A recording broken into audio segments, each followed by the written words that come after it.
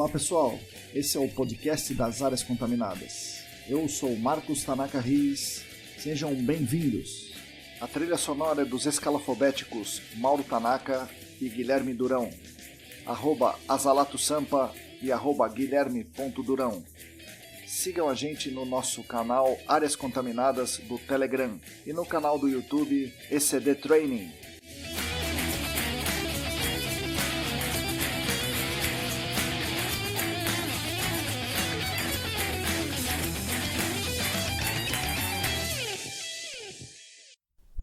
Olá, para você que está lavando a louça, recolhendo a roupa no varal, dirigindo o carro nesse trânsito que está cada vez mais maluco no fim do ano, você que está fugindo da Covid, bom dia, boa tarde, boa noite. Eu sou o Marcos Tanaka Riz e esse é o podcast Áreas Contaminadas em seu episódio número 31, editado por Lilian Coreaço Riz. Eu começo o episódio falando aqui da nossa campanha de financiamento coletivo no Apoia-se, apoia.se/ECD Ambiental. Se você quiser e puder, acesse o site e faça contribuições financeiras para nos ajudar a manter os nossos canais de divulgação científica, como esse podcast aqui, mais o canal do YouTube e a newsletter semanal.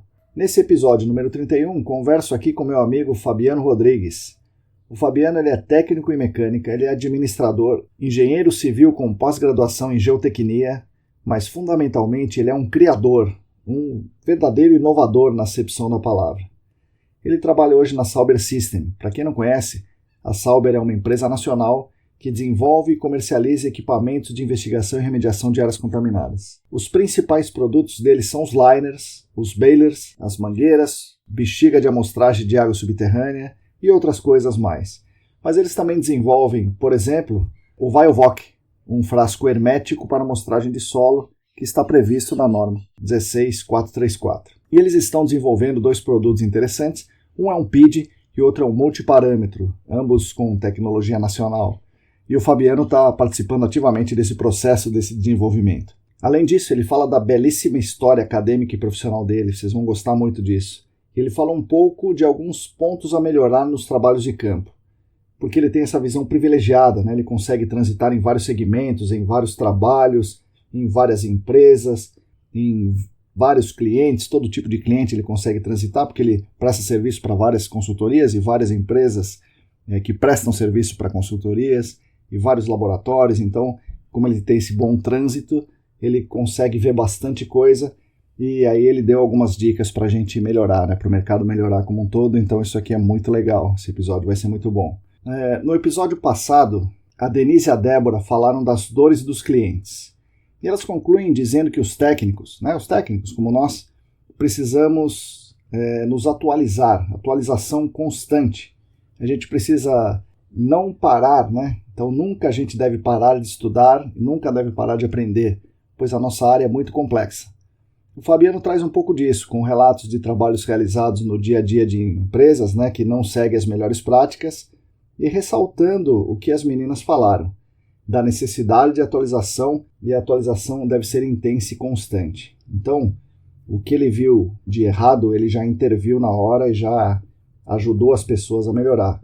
E se ele não estivesse vendo, né? Então, todo mercado precisa de uma intensa e constante atualização.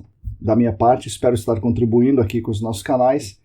Vejo que são 190 inscritos na newsletter, tem 212 pessoas no canal do Telegram, 546 no canal do YouTube. Provavelmente essas 546 ouvem o nosso podcast. Agradeço demais. E espero estar contribuindo para todo esse monte de gente aí, né? Muito obrigado aí pela atenção e pela ajuda. Na nossa ideia de fazer resenhas de artigos e de protocolos internacionais, como eu falei aí essas últimas semanas, nós temos bastante gente engajada. Acho que a gente vai produzir alguma coisa em breve, eu espero, né? Que como é um trabalho aí solitário e voluntário, então, e esse fim de ano aquela correria para todo mundo, então as coisas estão andando de modo um pouco mais lento, eu também não estou conseguindo fazer, e os amigos também não, né? Mas em breve nós vamos soltar para vocês e produzir e mostrar, divulgar várias coisas legais. A Joyce Cruz, por exemplo, está trabalhando num documento do ITRC de ISM, Incremental Soil Methodology. Então é um documento bem legal que fala sobre amostragem multi-incremento, mas não só isso. fala sobre a abordagem estatística, avaliação estatística de amostragem de solo. A Tatiana Citolini está trabalhando no artigo da Beth Parker e outros, Beth Parker e outros, no artigo de 2003. Esse artigo fala sobre a investigação de 5 sites predominantemente arenosos contaminados por DNAPL, mostrando várias técnicas de investigação que se combinam ou que têm um modo isolado de análise e quais as possibilidades de aplicação delas. Um spoiler aqui, a amostragem de solo é muito bom. Continuando aqui a história, a Maíra Scaranci vai trabalhar no protocolo do ITRC de controle institucional. O ITRC publicou isso em 2016. O Diego Silva vai trabalhar no protocolo de atenuação natural monitorada. Bem interessante também, bem bacana. E ainda temos o Átila Pessoa, o Júlio Vilar, a Larissa Cicotti, a Larissa Macedo. Espero ter novidades em breve para vocês aqui. Eu gostaria de falar um pouco aqui de atenuação natural monitorada, que foi objeto de um curso muito legal, promovido pelo Senac e a ESAS, com aulas das grandes feras aí, Rodrigo Cunha, Martim Afonso de Souza, Paulo Loicasec Lima, e de 2 jovens docentes muito talentosos e também feras, que é o Lucas Jardim e o Diego Silva. Foi um curso realmente muito legal. E gostaria de pensar algumas coisas desse curso para transmitir para vocês aqui. Primeira coisa, você sabia que você pode iniciar o estudo de atenuação natural monitorada agora mesmo, a um custo relativamente baixo, baixíssimo, comparando com estudos na nossa área.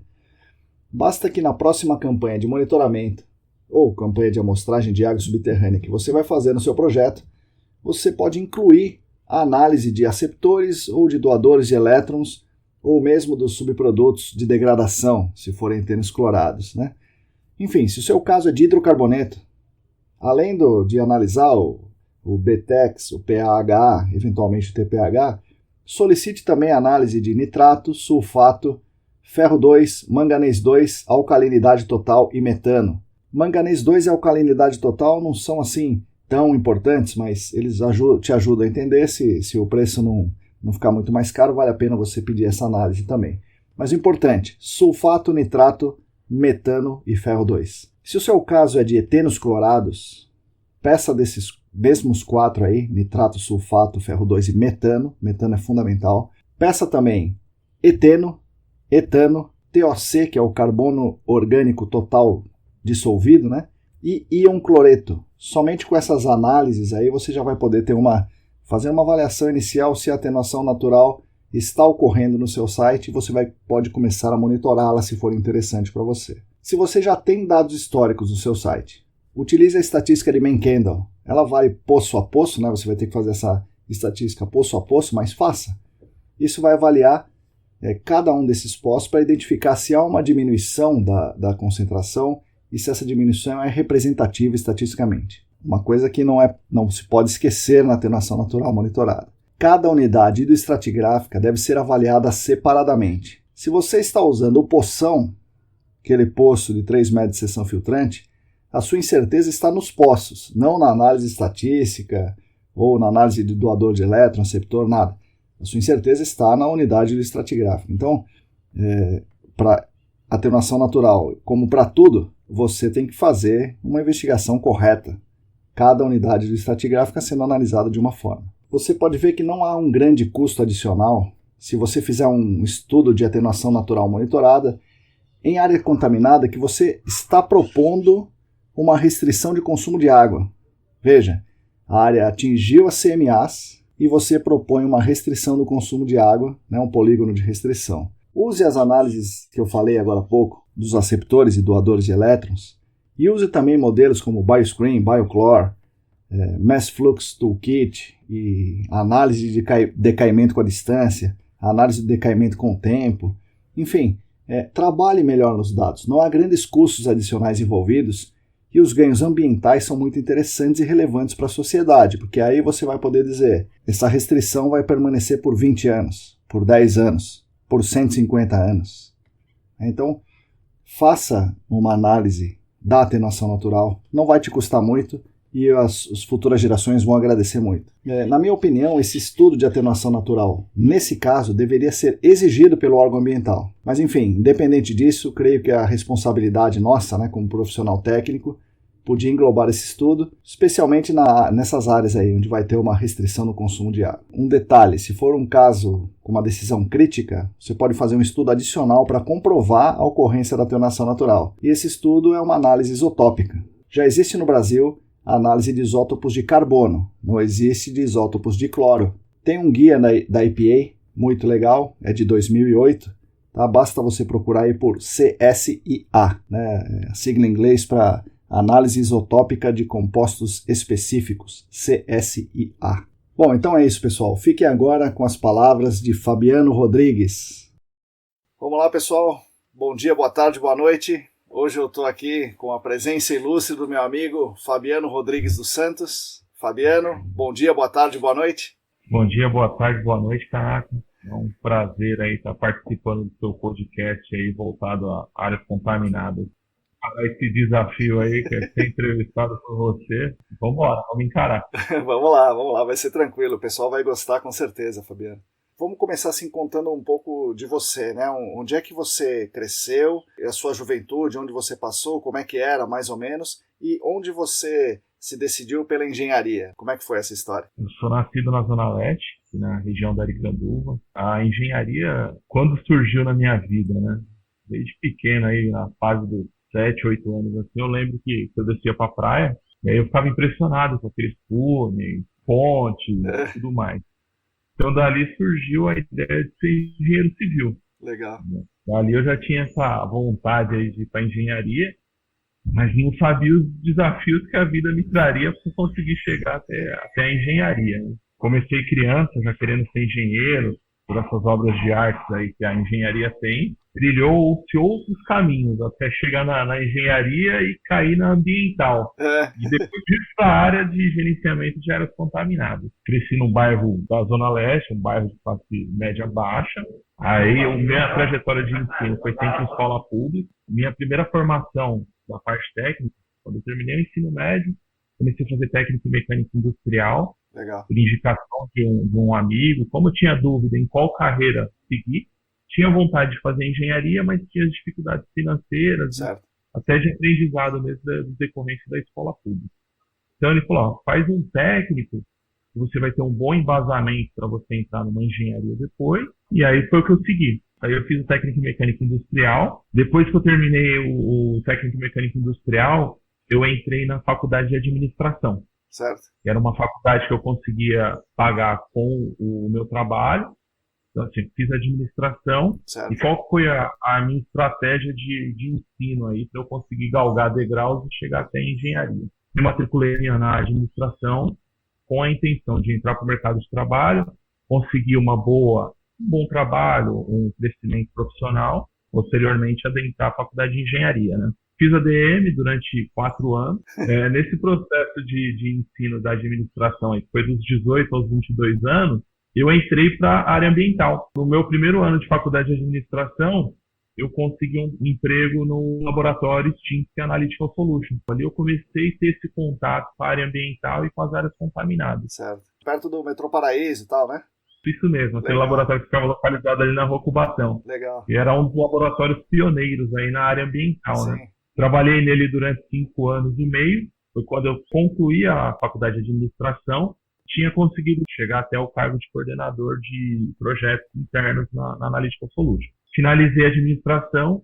Fiquei um período de 6 meses sem estudar aí. Foi o período que eu estava construindo a minha casa. Posterior a esses 6 meses, eu ingressei na faculdade de engenharia civil.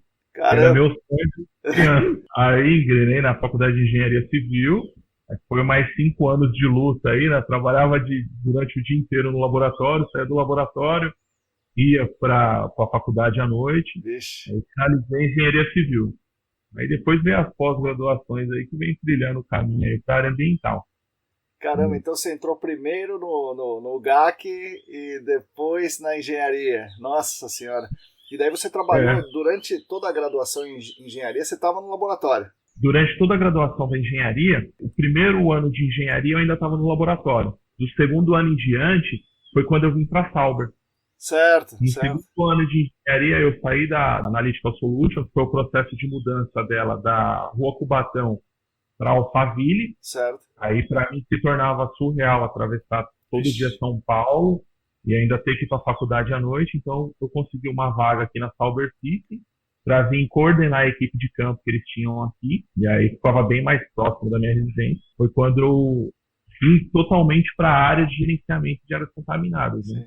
E aqui na Sauber você produz equipamentos, insumos e tinha a parte de amostragem, que foi bem antes da 17025 da amostragem. E você, como já estava no laboratório, você tinha esse conhecimento também da amostragem, não só da análise, mas da amostragem também.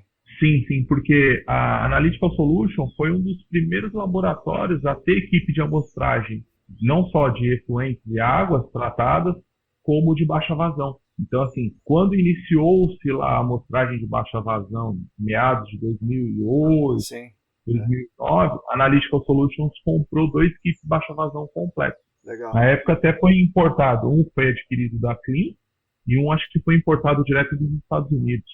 Foi bem pioneira nessa parte de amostragem de baixa vazão. Então eu participei desse processo de implementação de baixa vazão lá, e aí quando eu vim para a Sauber eu já tinha essa bagagem, e a Sauber, por outro lado, já produzia esses equipamentos. Sim. E o que ajudou também, certamente, é o lance do técnico, né? Porque você sabe mexer nas coisas, você é um mexedor, né? Aí, um engenheiro mesmo. Pô, acho que bastante por causa do técnico, né? Porque o técnico é forte, né? Um ensino muito, muito interessante. Sim. Assim, o técnico me ajudou muito e me ajuda até hoje. Meio que eu tive uma formação bem ampla, não pensava nessa formação, ela contribuir de certa forma afunilando para o mercado que a gente trabalha hoje, e acabou que uma contribuiu com a outra. Porque quando eu peguei lá no técnico mecânico, é bem mão na massa, itens de precisão, então a gente trabalha só no milímetro, micrômetro, tudo unidades baixas. Aí eu passei pela administração, que envolve a gestão, tanto de pessoas, como gestão de processos, gestão a financeira, ali, ver o projeto andar inteiro. E aí eu caí na engenharia civil, que a escala já é bem maior. Sim. Aí quando você junta tudo isso, nada mais é do que o gerenciamento de uma área contaminada. Sim. Todas essas partes envolvidas, né? É verdade. Caramba. Puxa, mas que luta, né, Fabiano? Pô, daí história longa. Nossa! Você conclui engenharia, você vira um engenheiro civil, e como é que você vai na geotecnia? Porque é o que você queria, negócio de túnel e ponte e tal, e aí você tá na Sauber, como é que você faz aí com essas coisas? Na geotecnia, como que entrou? Assim, desde o início, queria fazer o tuneleiro, né, como é conhecido, o engenheiro civil voltado para a área de túnel. Concluo a engenharia civil, estou atuando aqui na Sauber. Surge a oportunidade, porque eu tinha que fazer estágio voltado para a minha área de engenharia civil. Sim. Aí, no último semestre da engenharia, surge a oportunidade de eu estar fazendo estágio na TubSud, na Biro de Projetos. Sei. Ela tinha um braço ambiental e o braço da engenharia voltado para a geotecnia. Sim. Muito forte, né? Muito competente, as pessoas muito boas ali. Empresa super competente, super responsável. Eu vou e faço essa migração. Saio da Sauber, vou para a TubSud, Biro de Projetos, aonde eu faço estágio voltado com um apoio para a área ambiental, que era bem forte dele, e tem a parte da geotecnia, que entrava parte de elaboração de relatórios de barragem, controle de segurança de barramento, tudo essa parte. Que aí já é voltado para a geotecnia. Sim. Inclusive, foi até parte do meu TCC da graduação. Foi o estudo sobre solo, criar uma fórmula de cálculo para identificação de solos colapsíveis. Sim. Então, aqueles solos cáusticos e tudo. Quando você tem um contato com a umidade, ele tem uma... Isso, ele entra num processo de liquefação e ele tem uma ruptura abrupta, né? Que ele rompe de uma vez, né? Sim. Então, assim, esse foi o meu TCC aí de conclusão da graduação, apoiado pela TubSud. Legal. Então aí vem a necessidade. Quando eu concluí a engenharia civil no final de 2016, eu estava estagiando na TubSud, aí eu falei, eu vou fazer a pós-graduação em engenharia geotécnica, que está dentro da linha de trabalho que eu vim seguindo aqui na TubSud. Foi onde eu iniciei a engenharia geotécnica. Caramba! E assim, não imaginava, continuava assim, meio dentro de áreas contaminadas, mas não imaginava o quanto que a engenharia geotécnica poderia contribuir para essa parte de áreas contaminadas. Aí eu faço a pós-graduação, com duração de 1 ano, na Universidade 9 de Julho, né? Concluí ela, Tudo Tudo passa por alguns problemas financeiros, troca de gestão, porque tinha sido adquirida por um grupo de fora. Sim.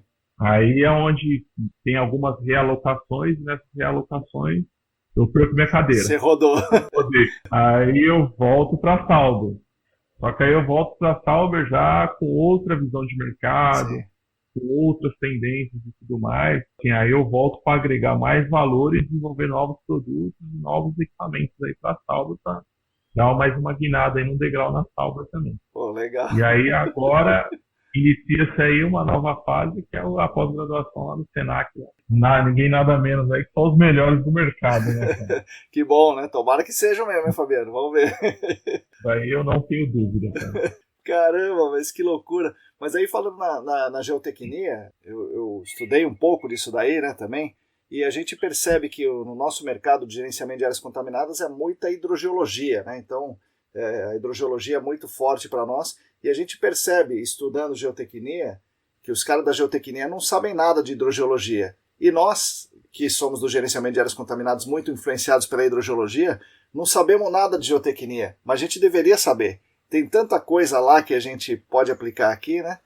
E a gente não faz. Por que será que acontece essa separação, assim? O que assim, eu entendo, eu vejo, talvez por essa formação ampla que eu tive, Tanaka, eu ainda vejo que, assim, aqui no Brasil, nós temos ainda muito individualismo de profissões, de trabalhos. O engenheiro geotécnico, ele se fecha no mundo dele.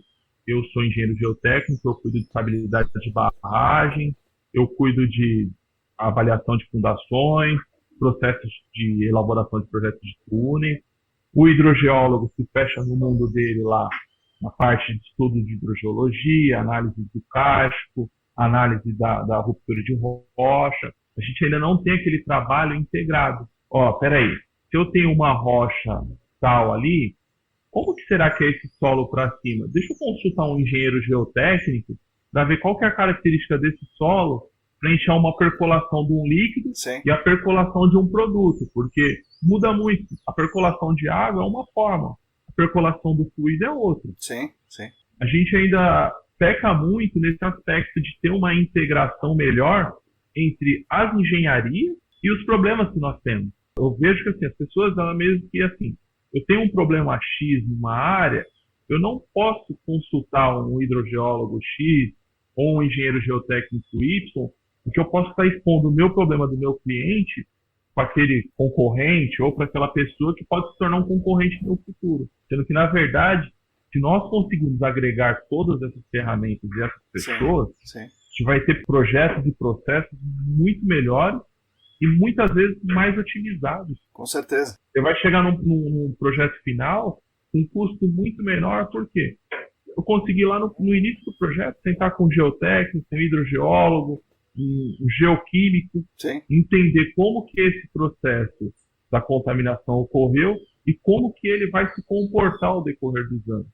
Ainda eu vejo muito isso do mercado, que é o individualismo. Sim. É um individualismo não por pessoa ser individual dela, mas o medo do concorrente tomar o cliente, ou você expor o caso do cliente, aquela pessoa levar para frente e tudo mais. A gente meio que ainda peca nisso, de não ter a confiança num parceiro, numa segunda opinião. Sim. Eu vejo que, assim, a gente tem vários estudos de casos de second opinion, sim, que a indústria foi e contratou, mas a consultoria muitas vezes podia ter antecipado isso e falar, deixa eu ver uma second opinion de uma interno outra aqui, né? É isso mesmo. interna aqui para mim ver como que eu posso elaborar esse projeto daqui para frente, como que isso vai se comportar. Sim. Por esse motivo que eu ainda acho que, assim, a engenharia no Brasil, no geral, ainda patina e ainda gera-se muitos erros por esse tipo de coisa. Como é que fala? A visão individualista ali.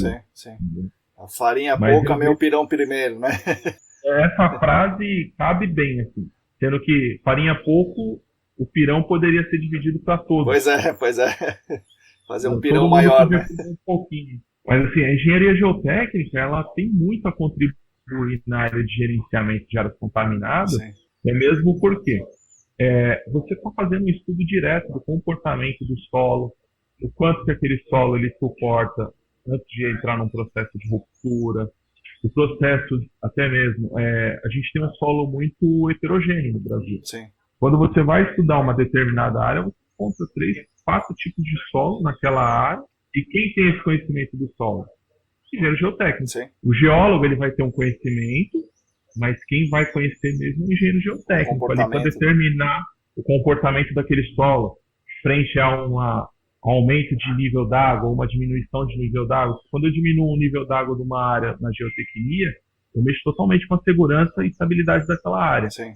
Todas essas informações, eu acho que a geotecnia agregaria muito e agrega muito para áreas contaminadas. A mecânica dos solos, né, os ensaios, são muitos ensaios que a engenharia geotécnica faz, né, a mecânica dos solos faz, e que a gente poderia aproveitar e não aproveita. Sim, eu tiro por base, vamos pegar por base aí, o ensaio granulométrico que a gente faz em laboratório na parte de geotecnia, que a gente poderia trazer isso para campo. Sim, fazer de monte, né? Fazer de monte, pô. Precisa fazer isso. De monte, cara. Faz uma descrição de solo, muitas vezes ali em campo, ali tátil visual, sendo que se você agregasse a geotecnia, você poderia estar fazendo um ensaio muito mais elaborado em campo, ter um resultado muito melhor realmente daquela descrição litológica daquela área. Sim. É algo que eu acredito que, assim, no desenvolver que nós estamos tendo aí das áreas contaminadas aí, que eu vejo duas partes, tá?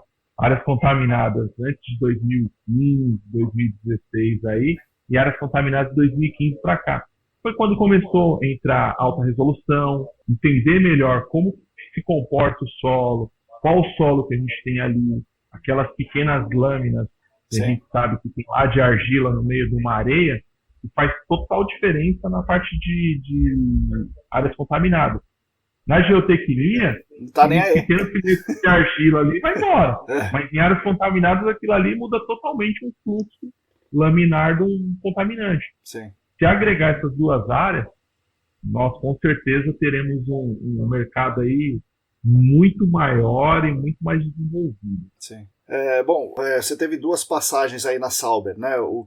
Muita gente, quem já está no mercado, conhece a Sauber, é lógico, né? Mas tem gente aqui que... Isso é até um prazer. Tem gente aqui que nos ouve, né? Do Nordeste, do Norte do Brasil, até de outros países, Peru, Portugal. Então isso foi uma surpresa para mim. Mas eles não conhecem a Sauber System. Dá uma explicada aí, quem é a Sauber, o que eles fazem, né? O que vocês fazem aí, que produtos vocês fornecem, como é que funciona? A Sauber System, ela existe aí há 20 anos.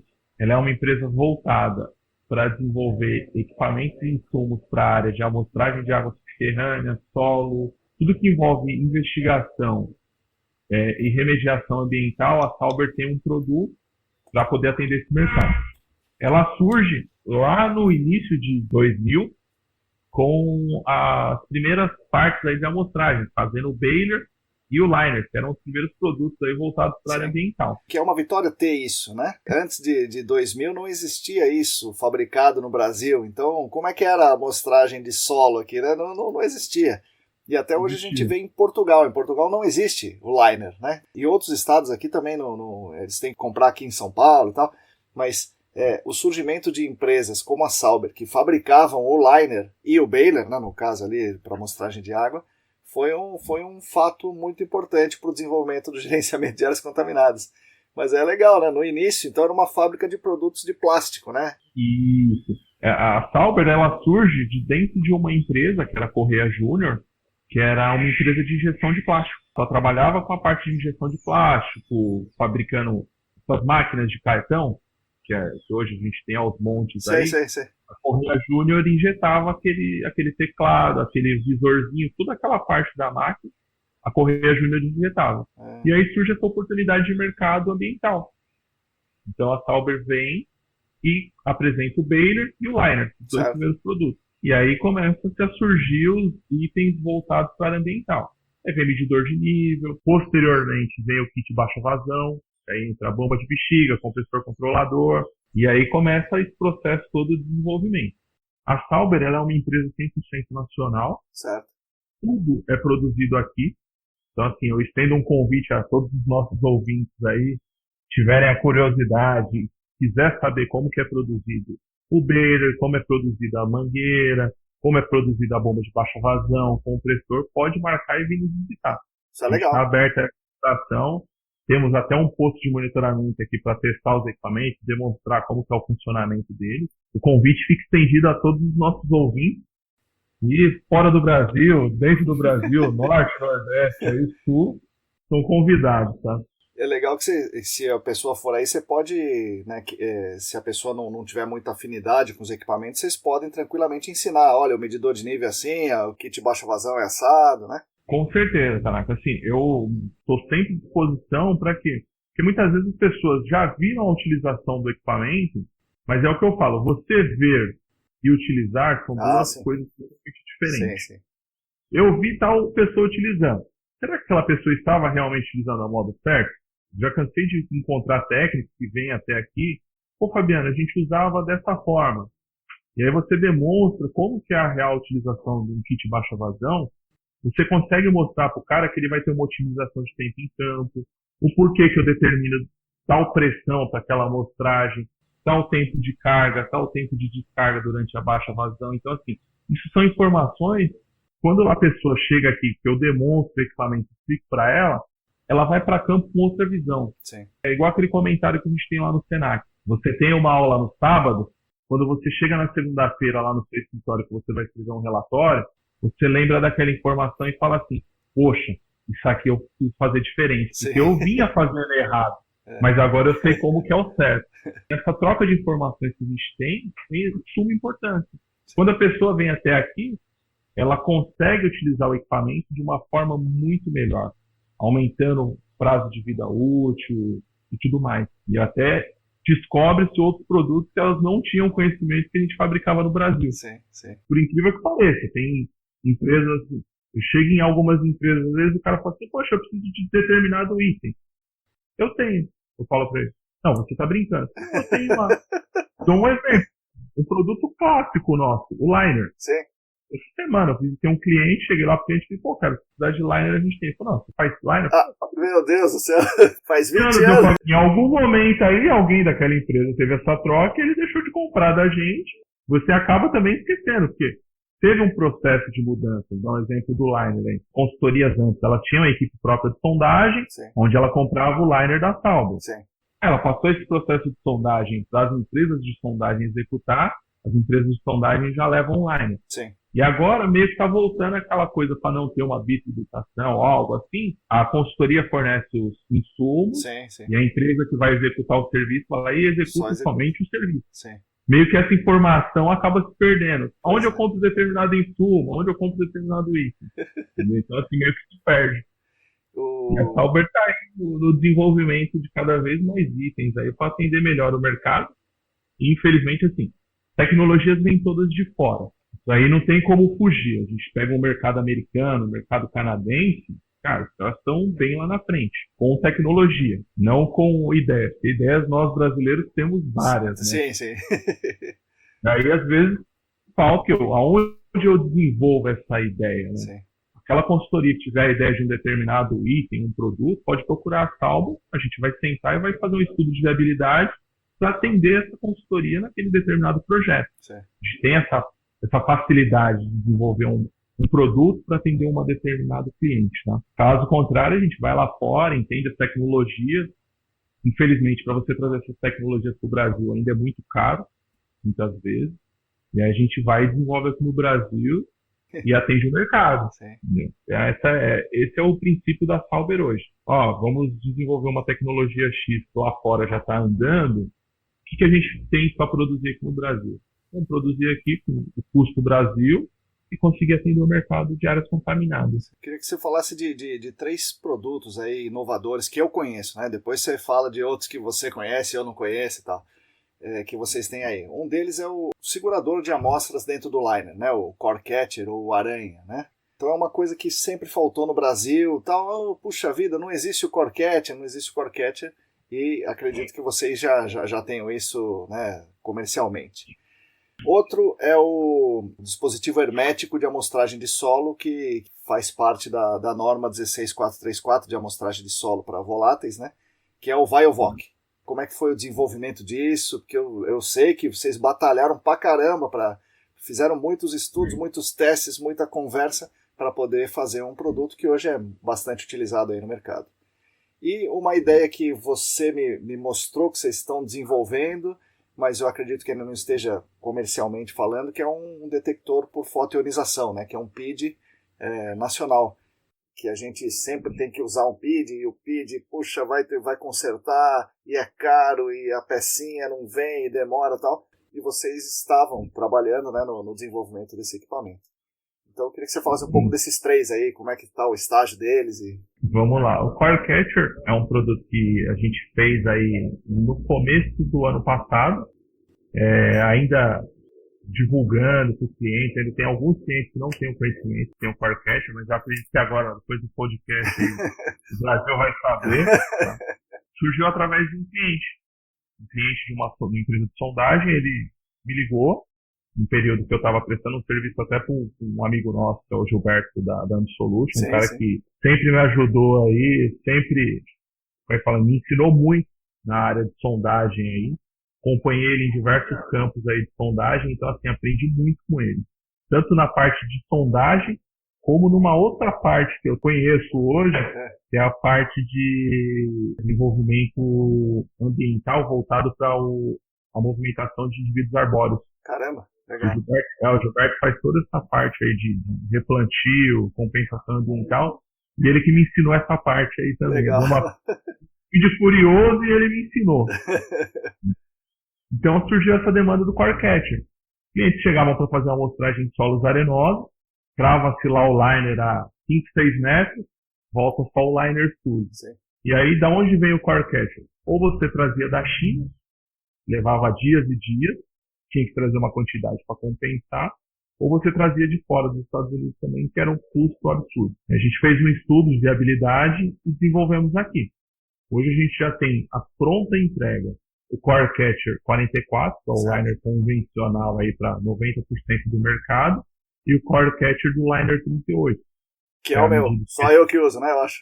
Não. Pior que a ECD utilizava, e tem mais umas 2, 3 consultorias que utilizam já. Que bom. O que traz a ferramenta lá importada da Geoprobe, né? Certo. Que bom, senão vocês iam encalhar com esses negócios aí, né? Ainda bem que tem mais gente usando. Só tem mais gente já usando isso daí. Então, aí surgiu a necessidade do Corecatcher, a gente fez um estudo, desenvolvemos um molde, desenvolvemos um material junto à Braskem para poder fazer esse produto. Certo. Ele tem que ser um sistema que ele seja maleável para a entrada do solo. Sim. E ele não pode também alterar as características físicas do solo. Sim. Imagina que você está cravando um liner, esse solo tem que passar pelo Corecatcher de modo que eu não mude as características físicas dele. Então tem que ser um material diferenciado para isso. Que não impeça de entrar, né? Que não impeça o solo de entrar no liner e que impeça ele de sair, né? Então é um negócio realmente difícil. Que tem um fechamento rápido, né? O momento que eu paro de cravar o liner e começo a puxar para cima, ele tem que fechar e não permitir a saída desse solo. Então a gente fez alguns testes de materiais e tudo mais, desenvolvemos o molde, e no começo do ano passado a gente conseguiu ter esse produto aí para venda para o mercado. Algumas consultorias já têm adotado, e aí compram-se aos montes aí. Né? Legal, que bom. O pessoal utiliza aí. O correto seria um pull liner, né? Sim, com certeza. A gente sabe de algumas pessoas aí. Vixe, Fabiano. Não me fala uma coisa dessa. O cara vai furando até 30 metros com o mesmo, aí ele tira e fala, isso aqui tá bom ainda, deixa eu lavar ela e vou pro próximo. Nossa só troca a aranha quando as pernas dela já está bamba. Nossa senhora. Meu Deus do céu. História de campo. Mas vou deixar pra lá essa daí, vamos no VioVoc. O VioVoc, ele surgiu de uma solicitação de um cliente. Eu vou citar porque eu gosto muito dela. Tranquilo. Que é a Cristina da CPEA. Sim. Numa visita minha na CPEA, a Cristina falou, Fabiano, a NBR 6434 está solicitando que seja feito por uma amostragem com um amostrador hermético e tudo mais. Infelizmente a gente está no Brasil, custo lá de fora não compensa a gente conseguir adotar essa metodologia aqui no Brasil. E o segundo ponto seria a utilização de metanol. Sim. A gente tem toda uma restrição para o uso do metanol, os riscos e tudo mais. Falei, vamos estudar esse produto. A gente depois estudou o que seria hermético, um Teflon, O polietileno? Não pode, porque o polietileno ele tem uma porosidade grande, você perde voláteis. O Teflon não pode, porque quando ele tem contato com a umidade, ele muda totalmente a característica física dele. Então, a gente sentou junto com o pessoal da Braskem, que é o nosso fornecedor número 1 de materiais aí, e vamos estudar o material. Até que nós chegamos aí numa matéria-prima e conseguia fazer. Agora, o segundo passo, desenvolver esse amostrador de forma que ele fosse prático na utilização de campo, que atendesse à norma, que é manter o solo íntegro ali, ou conseguir manter todos os voláteis naquele solo e chegar a todas as especificações. Ele tem que ser hermético, ele tem que segurar os voláteis por 48 horas numa temperatura de 0 a 6 graus, ou ele tem que ser congelado para durar um período maior. Certo. Então vamos estudar agora onde eu transporto isso. Aí foi onde surgiu esse desenho do BioVox, que a maioria do mercado aí já conhece, e o saquinho também, que ele é um saquinho hermético. Ele não permite de modo algum que a umidade externa do gelo passe para dentro dessa amostra. Aí depois que fizemos essa peça, e agora, para validarmos esse teste, a gente conversou com a Cristina da CTEA, conversou com o pessoal da ESA, Patrícia Ruiz deu um apoio excelente aí, que é uma pessoa que eu conheço. Não vou revelar quantos anos para não revelar a idade, mas é uma das pessoas que eu conheço lá de trás, lá do meu início, nas áreas contaminadas. Lá aí. na Analytical Solution, né? Como ela falou aqui, que ela andou por ali. Ela começou na Geocog, mas foi lá. Tive a oportunidade de trabalhar com ela, que é uma pessoa esplêndida, profissional, extremamente capacitado. Me ensinou muita coisa, assim. Até hoje me ensina, de vez em quando eu ligo para ela. Patrícia, ocorre aqui, o que eu faço com isso? Quando a gente sempre que tem algum desenvolvimento que envolve a parte de gestão de qualidade, normativa, ela é a pessoa que eu chamo no WhatsApp aqui, Patita, me socorre, com essa dúvida. Ela me dá o norte. Fabiano, vai por aqui, vai por ali, toma cuidado com isso é aceito, isso não é aceito. Ela ajudou muito nós na validação desse produto. A ESA, Senac, Tanaka e todo o pessoal aí da CETES aí que participou na validação de dados e tudo mais. Sim. Aí depois que teve essa validação por parte da ESA, Senac, aí o mercado começou a utilizar. Ainda é um produto que ainda não é utilizado numa demanda que o mercado pede. Certo. Ainda tem muita empresa fazendo amostragem com frasco boca larga, fazendo amostragem com metanol, fazendo amostragem com água deionizada. E muitas vezes as pessoas estão lá fazendo amostragem de solo, deram uma lida básica na norma, certo, e não sabem a real aplicação daquilo. Eu preciso fazer com esse determinante para eu chegar nesse resultado. Certo. Ou eu preciso fazer com esse, porque eu vou ter esse resultado. Certo. Igual tem um TCC que foi de uma aluna do Senac que exemplificou muito bem isso, né? Sim. Ela fez um teste com água, metanol, BioVox, mostrou as diferentes concentrações e os diferentes resultados que deram. Sim. Então eu noto que as pessoas ainda vão meio que no automático. Sim. Só usa um e serviria para tudo, né? Isso, eu estou usando boca larga, que eu sempre usei, eu sempre tive um resultado, e passa.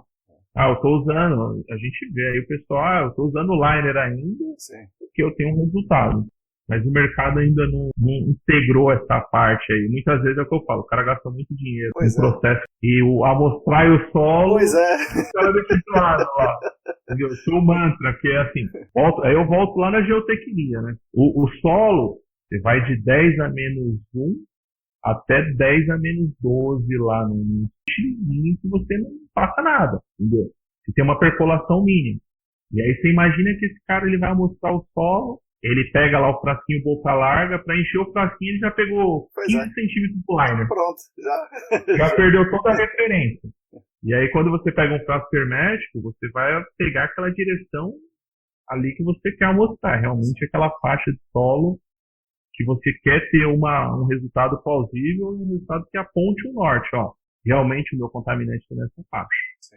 Esse trabalho das moças foi interessante porque ela comparou ali, né, o preservar com água e o preservar com metanol, e a conclusão básica é que preservar com água para concentrações baixas dá um resultado equivalente ao metanol, portanto poderia ser preservado com água, e a gente pode dizer que o frasco hermético teria o mesmo resultado.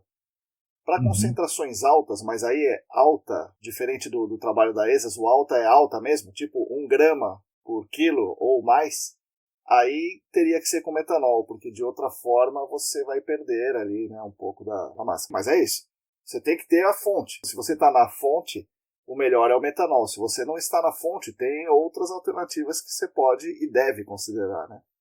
Para você delimitar uma pluma, você vai ter que usar outras formas, que aí é influenético. São concentrações muito mais baixas, né? Sim. Mas eu noto que assim, o mercado ainda cresceu muito. Esse ano de 2020 cresceu muito o consumo de biobox. Legal. Mas eu noto que tem algumas empresas que ainda meio que patinam nessa parte de amostragem de solo. Sim. O amostrar e o solo ainda não está claro para a pessoa. Que, como assim, ela deve fazer, né?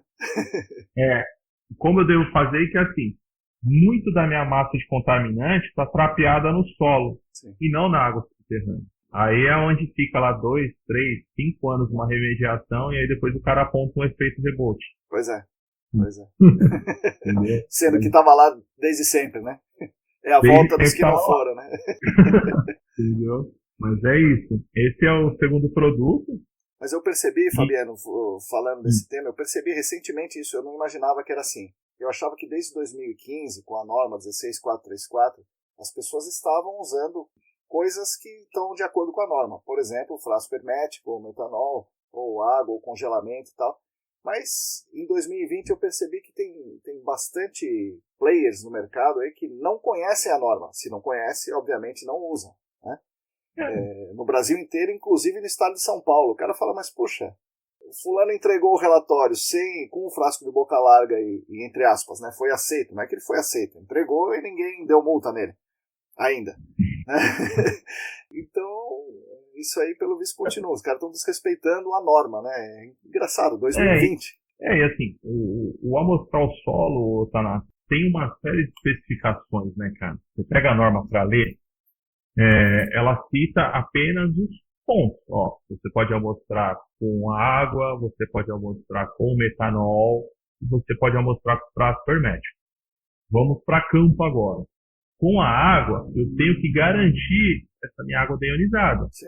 Eu não vou ter um processo envolvendo cloroamina, porque eu vou lá e preserva a minha amostra com minha água deionizada, que eu não tive uma análise prévia dela, aí surge lá picos de cloroamina nesse solo. Pode ser uma contaminação realmente de cloro, pode ser o efeito de um vazamento de água de alguma concessionária, como a Sabesp aqui em São Paulo, pode ser o meu processo de deonização, que não extraiu 100% todos os meus ânions e cátions lá da minha água. Ficou um pouquinho lá e surgiu essa cloroamina.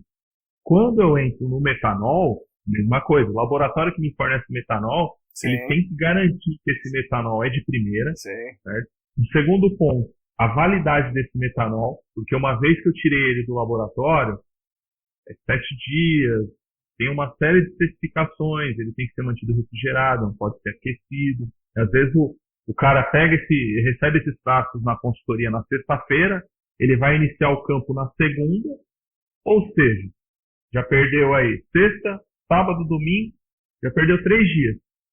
Ele só vai poder trabalhar com esses frascos preservantes até a quinta. Na quinta ele tem que estar entregando no laboratório. Às vezes o cara sai daqui e vai para Goiás, vai para o Maranhão, leva 7 dias para chegar lá. Já chegou vencido, entendeu? Então assim, você já não tem essa qualidade analítica. E aí você tem um outro porém, que é as especificações de peso. Qual que é a proporção que eu vou trabalhar no metanol? É 1:1? Se eu tenho lá 10 ml de metanol, eu vou pôr 10 gramas de solo. A gente não vê o pessoal trabalhando com balanço em campo. Nem todo mundo, né? Eu não vou generalizar. Nem todo mundo você vê. Eu já peguei casos acompanhando de campo, de coincidir de ir no campo, fazer alguma entrega para o cliente e visualizar lá. O cara ele pega o vial de 40 ml, tem 10 de metanol, ele enche um vial até a boca. Meu Deus do céu. Aí o que você vai fazer? Não, eu tenho que encher. Não, cara. Aí você vai explicar pro cara, não, você precisa disso, daquilo. Ah, agora eu entendi. Então você vê que as pessoas elas vão para campo no impulso, no automático. Não tem a explicação do que é aquilo, o que significa. O porquê que eu tenho que coletar com metanol, eu vou ter que coletar um frasco prioritariamente ser na mesma fração de solo. Porque eu vou ter que tirar a umidade desse solo, fazer a conversão e ter meu cálculo de resultado em massa seca. Sim. Se eu não mando esse fraquinho a mais de solo, eu perco totalmente o meu norte de resultado. Você não tem o valor de umidade daquela amostra. É uma série de fatores. Mesmo com vai ou volta, alguns clientes me ligam aqui. Fabiano, qual que é o prazo de validade real? Ó, refrigerado 2 dias, 48 horas, congelado até 30 dias. Mas como que eu congelo? Cara, você vai congelar isso aí com gelo seco, ou na própria norma ela já descreve. Faz uma mistura de gelo, sal, você vai ter uma temperatura negativa lá e vai ter o congelamento. Ou em alguns sites, quando a gente faz um estudo prévio junto com o cliente, é o que eu falo, eu estou aqui para atender o cliente, vamos ver a melhor técnica para te atender o seu projeto lá. Teve um projeto muito grande de uma consultoria, o que eles fizeram? Colocaram uma geladeira lá em campo. O projeto ia ser bem extenso, tinha geladeirinha lá, o freezer, certo. O cara coletava e punha no freezer. Congelou, mandava no próximo voo, o voo do dia seguinte para São Paulo, com gelo, ou seja, ele congelou lá, ele manteve no gelo com sal, entrava no laboratório aqui congelado. Certo. Então, assim, tendo esse estudo prévio, a gente consegue entender a melhor performance do cliente, ter o melhor resultado. Igual eu falo, estou disponível aí 24/7 no WhatsApp aí para tirar todas as suas dúvidas. Eu vendo meu peixe, que é o vai ou volta. Mas vamos entender o projeto, qual a sua necessidade, para fazer uma boa gestão do projeto inteiro e o mercado inteiro crescer. Sim. Nossa, eu falo que assim, o nosso mercado ele é muito grande. Sim. Hoje. Quando eu comecei, contava-se nos dedos os laboratórios que tinha, contava-se nas 2 mãos a consultoria que tinha. Esse mercado ele vem crescendo exponencialmente. Sim. Só que assim, todo mundo se conhece. Entendeu? Ou trabalhou junto, ou estudou junto, ou eu conheci fulano que já trabalhou com você. Então é um mercado muito grande e ao mesmo tempo ele é muito pequeno, muito fechado. A gente está aí para te ajudar para ver se o mercado realmente crescer. Não, é isso aí. É isso aí. Fala para nós então do PID que vocês estavam desenvolvendo, estão desenvolvendo.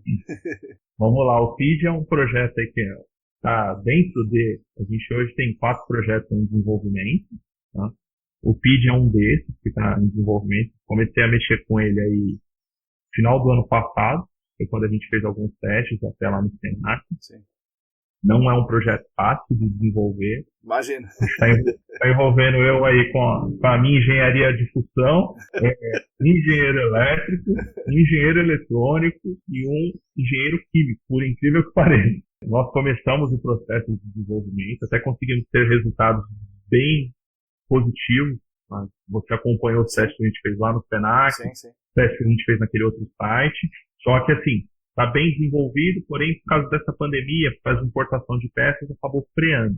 E nas baixas, eu consigo ter um resultado bem coerente. Quando eu entro em faixas altas aí, acima de 2.000, 3.000 ppm, a minha faixa de correção por integral acabava saindo um pouco distorcida.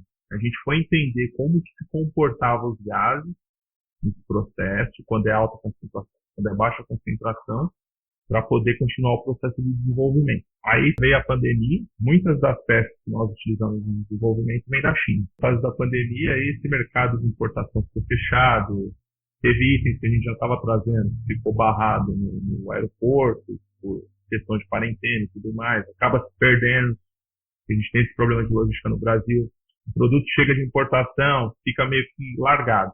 Até achar o caminho dele para a saída, ele fica largado lá. Mas é um projeto aí que em 2021 promete chegar aí para o mercado, aí um PID nacional. Legal, legal.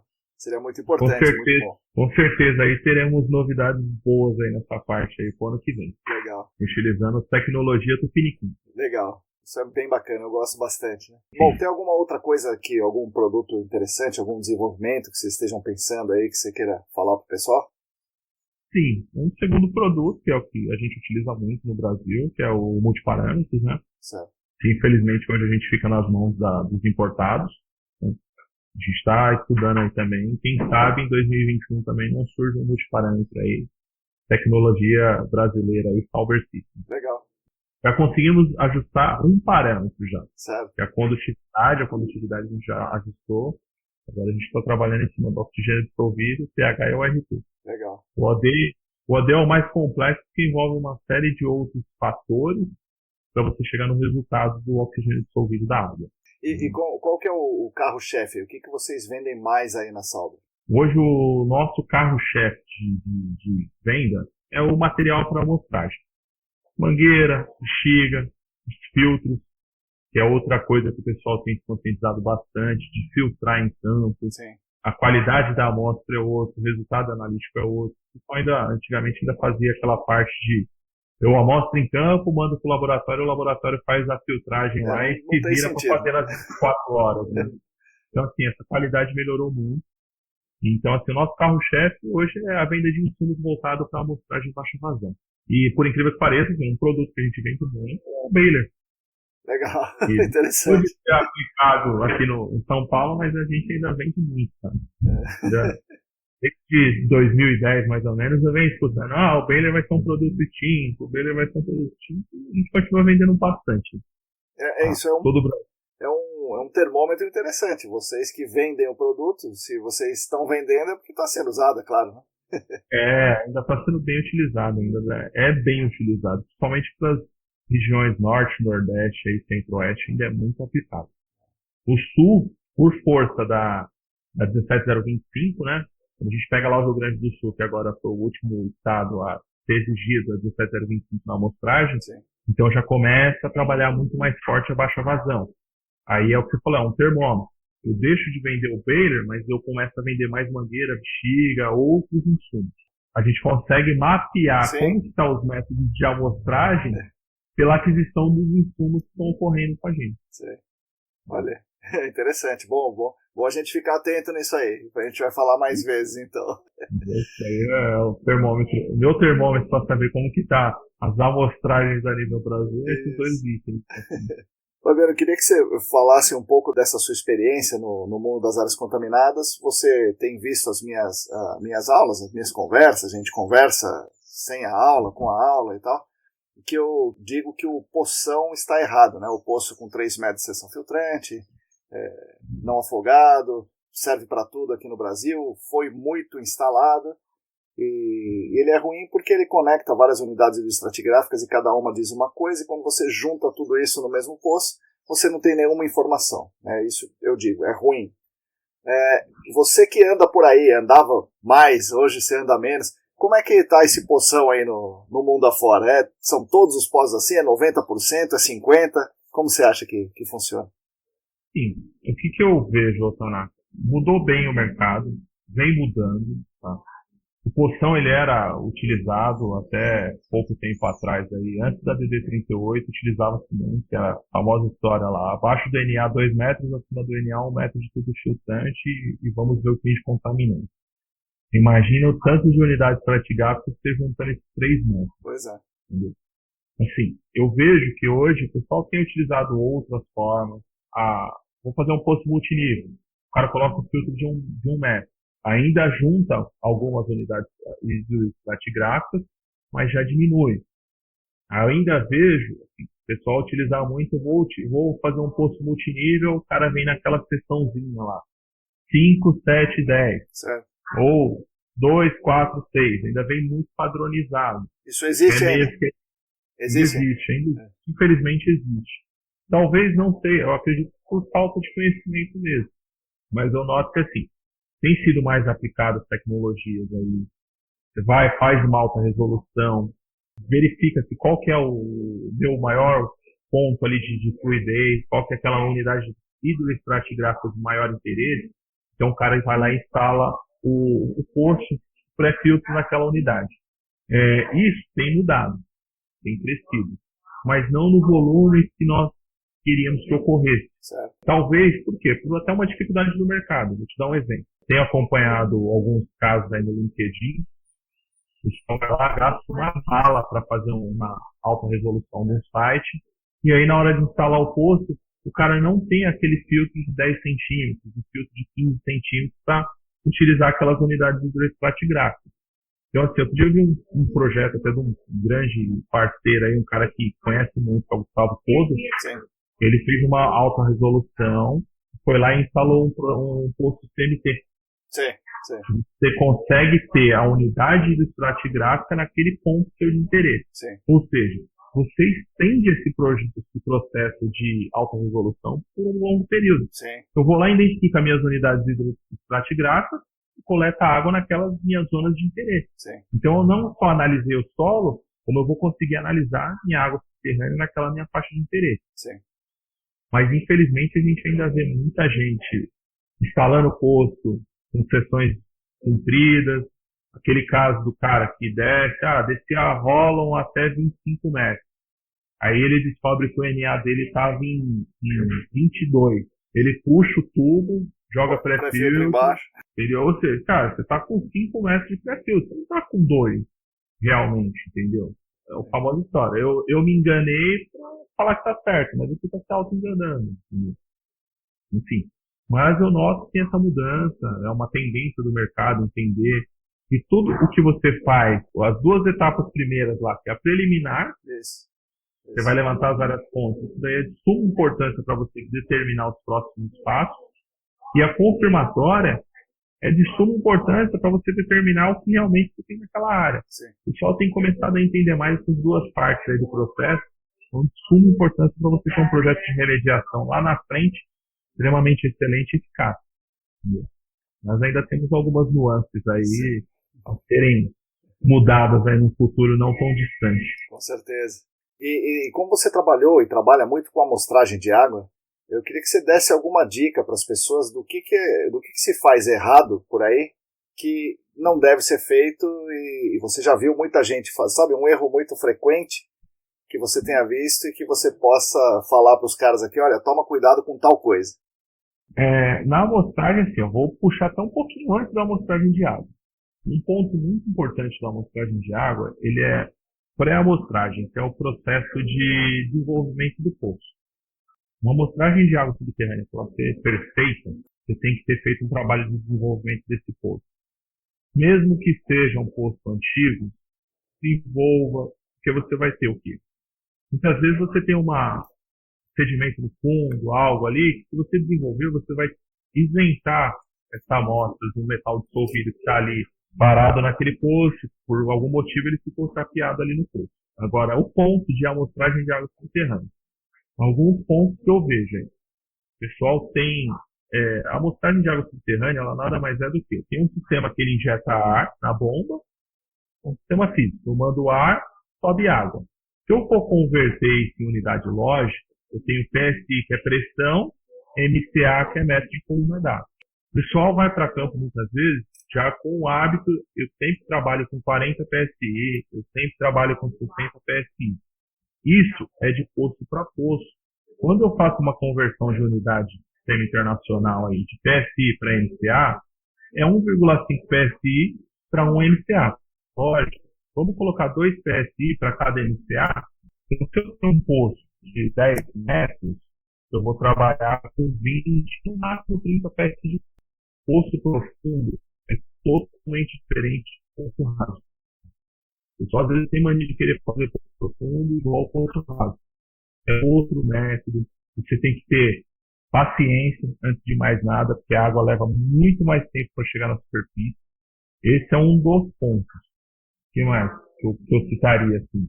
Cuidados básicos depois na limpeza da bomba. Eu vejo um tipo que eu acho que é um erro. O cara, antes da amostragem, mediu o fundo do poço. Né? O cara já deveria saber o fundo do poço. Se ele for lá e medir, ele primeiro vai causar um turbilhonamento, né? Porque ele está colocando o medidor lá, batendo no fundo. Segundo, que ele está sujando, né? Entre aspas, sujando todo o medidor. E ele teria que descontaminar toda a fita. E eu vejo o cara descontaminar a ponta do medidor, mas se ele colocou no fundo, ele pôs a fita inteira dentro do poço, né? Isso aí, como você vê isso? O que eu indico? Vamos lá. Chegou em campo. Você tem um plano de amostragem, quais são os poços que você vai amostrar. Qual que é a primeira atividade quando você chega em campo? Fazer o monitoramento desses poços. Por quê? Quando você vai fazer o monitoramento desses poços, você vai com um medidor de nível, tem 10 poços para amostrar. Você vai, com base nessa planta, fazer o monitoramento dele sempre do menos contaminado para o mais contaminado, tá? Ah, mas eu não tenho essa informação no meu plano. Então, o técnico ele tem que ter a capacidade dele ali do que? Eu tenho um poço que fica na minha base de lavagem de caminhões. E eu tenho um poço que está do lado do restaurante. Pô, aquele poço que está próximo do meu box de lavagem, a tendência dele ser mais contaminado do que o do próximo ao restaurante é maior. Eu vou medir primeiro do restaurante, depois eu meço do box de lavagem. Fazer esse monitoramento para quê? Para ele ter o nível estático dos poços, a profundidade dele, certo? E caso tenha algum poço que esteja impedido por algum pallet que esteja em cima, algum veículo estacionado, ele tem um prazo para esse cliente poder remover. Imagina você que vai fazer 10 poços. Chega lá, você mediu, tem 2 que estão impedidos com o veículo, você tem como conversar com o cliente e falar, ó, eu preciso que seja liberado aquele espaço ali para me fazer a amostragem. E não naquela hora que o cara já chega ali, vim fazer a amostragem para tirar o carro. Ah, mas o cara não está aqui agora. Aí o cara vai marcar na ficha de campo, poço obstruído. Sim. E às vezes aquele poço ele é de extrema importância para você ter um resultado final no seu relatório. Sim. Depois você vai ter que se deslocar até lá, que é um custo a mais para a consultoria, para o laboratório, para quem for, para fazer a amostragem daquele único ponto. Você acha que o cara deve medir, então, o fundo do poço? Ou você acha que é porque não dá para confiar na informação prévia? É isso?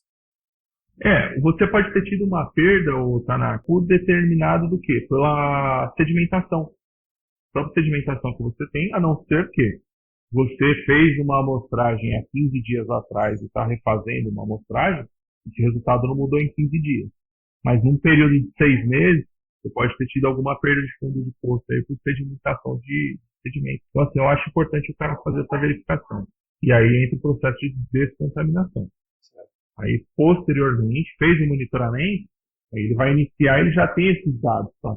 O nível de cota de fundo do poço, nível estático, aí ele já sabe até onde ele tem que posicionar a bomba de bexiga. Certo. Uma outra coisa que me preocupa, que eu vejo como um erro, né, é o cara não calcular o volume do sistema dele para ver de quanto em quanto tempo ele tem que medir os parâmetros. Sabe, imaginando que o volume dele do sistema tenha, sei lá, contando tudo, célula de fluxo e as mangueiras tenha 500 ml, ele precisa renovar os 500 ml para fazer uma outra medida, né, da estabilização de parâmetros. Eu acho. O que você acha? Isso daí é um outro ponto que, assim, o pessoal muitas vezes tem um automático. Puxa uma leitura a cada 3 minutos, uma leitura a cada 5 minutos, uma leitura a cada 7 minutos. Ele nem sabe por que esse tempo. Mas o que é determinante desse tempo? É a renovação da água do meu sistema. O que é o meu sistema? Toda a água que eu tenho na bexiga, a água que eu tenho na mangueira e a água que eu tenho na célula de fluxo. Esse é o meu sistema. O que a norma cita? Eu posso fazer uma nova leitura após a renovação da água do meu sistema ou após esse período máximo, que é 7 minutos. Aquele que ocorrer primeiro é o que eu determino para a minha fuga. E aí o pessoal vai nesse automático aí. Tanto faz ser um poço de 5 metros, como um poço de 30 metros, o cara marca a cada 3 minutos. Sim. Num poço de 5 metros, 3 minutos é o suficiente para você ter renovação dessa água. Mas isso vai depender do seu volume de fuga. Quanta mangueira tem, né? Num poço de 5 metros aí, se você tiver 5 metros de mangueira, com mais a célula e a bexiga, você vai ter em torno de 300 ml de sistema. Se você estiver purgando 100, 120 ml, você renovou. Se tiver 50 ml, precisa de 6 minutos, pelo menos. Aí que tá. A norma, ela cita que você tem uma purga mínima de 80 ml. Certo. Uma purga convencional, ela vai de 80 ml até 250 ml para substâncias orgânicas, né, para coleta de orgânicos. Caso eu só tenha inorgânicos naquele poço, eu posso ir até 500 ml, tá, de vazão por minuto. Então ocorre o quê? Eu vou iniciar a minha estabilização em 80 ml. Certo. 3 minutos purgando 80 ml está me dando 240 ml. Sim. Se eu tenho um sistema que está com 300, eu não posso fazer uma leitura ainda. Eu não renovei totalmente. Sim. Eu tenho que puxar no 4º minuto. Sim. Certo? Então o pessoal acaba não fazendo essas contas no campo e vai no automático. 4 minutos, 5 minutos. Então cuidado que você tem, você vai ter um resultado muito melhor lá na frente. Igual. O porquê desses 80 ml mínimo? Que é para você poder preencher um par de vial com a mesma alíquota. Sim. O laboratório lá na frente, ele fez uma análise, deu um resultado diferente de um SVOC, ou o cliente contestou esse resultado, ele tem o segundo vial, que é a mesma alíquota, para analisar e contestar ou não o resultado. Sim. Entendeu? E aí você entra numa série de variáveis. Ah, mas o meu posto não está dando os 80 ml de recuperação. Esse é um ponto interessante. A norma diz que se não der, você não pode usar baixa vazão e teria que fazer a purga mínima. E a purga mínima que está na norma é bem diferente do que se faz hoje como purga mínima, não é? Teria que deixar lá o equipamento dedicado e tal, e por tanto tempo que renovar o sistema. Eu nunca vi ninguém fazendo, não sei se você já viu. Aí, não, o que o pessoal faz na purga mínima, né? Ele vai, rebaixa essa vazão para 50 ml por minuto, anota uma única leitura que está passando lá no multiparâmetro e começa a encher os pratos. Ele leva em consideração que é melhor ele ter uma amostra representativa do poço do que ele secar esse sistema e não ter água daquele poço. Sim. E muitas vezes esse poço que cai na purga mínima é aquele poço de extrema importância para o projeto. Não, eu concordo até com a decisão. Só acho que o cara não deve dizer que ele usou purga mínima, porque de acordo com a norma isso não é a purga mínima, né? Então o cara coletou água, beleza, né? Coletou água, mas não é purga mínima. Não fica a norma disso, entendeu? Então assim, a purga mínima é isso, né? O cara teria que esperar a recarga do sistema, do poço, entender. Deixar o equipamento lá, né? Deixar o equipamento lá, meu Deus. Lá. Olha o custo disso daí. Aí a gente cai no custo, né? O cara acaba fazendo dessa forma aí. A gente tem muitos postos, assim, 90% dos nossos postos vão trabalhar de 80 até 100, 120 ml de vazão. E aí é onde coincide do quê? O cara tem que dimensionar a profundidade para ele ver de quanto em quanto tempo ele vai fazer uma leitura. Vai ser 3 minutos, 5 minutos, 7 minutos, que é o máximo que a norma estabelece. Depois de 7 minutos, já considera-se como sendo uma alíquota nova chegando na célula. Né? O cara vai fazer um poço de 50 metros. Por volume, ele teria que esperar 10 minutos para uma nova leitura. Mas a norma ela abre esse adendo que assim, deu 7 minutos. O volume de água que você está purgando ainda não atingiu o volume total de renovação, você pode fazer uma nova leitura. E aí até chegar à estabilização do parâmetro. A estabilização do parâmetro é algo que é bem interessante também, que assim, quando você influencia a vazão do poço, não pelo tempo de carga e descarga da bomba, e sim pela pressão, leva-se mais tempo para você ter estabilização. Porque você tem esses 3 fatores para você ter alteração de vazão. Quanto mais eu aumento minha pressão, mais eu estrangulo minha bexiga, mais velocidade eu tenho na vazão. Só que você mexe na turbidez. E seria preferível, então, ao invés de aumentar a pressão, aumentar o número de ciclos? Aumentar o tempo de carga. Sim. Porque eu tenho lá um tempo de carga de 5 segundos que está dando 100 ml. 5 segundos de carga, 25 de descarga. Estou fazendo 2 ciclos por minuto. Eu poderia aumentar esse meu tempo de 7 segundos de carga, 23 de descarga. Em vez de eu purgar 100, eu começaria a purgar 120 ml. Certo.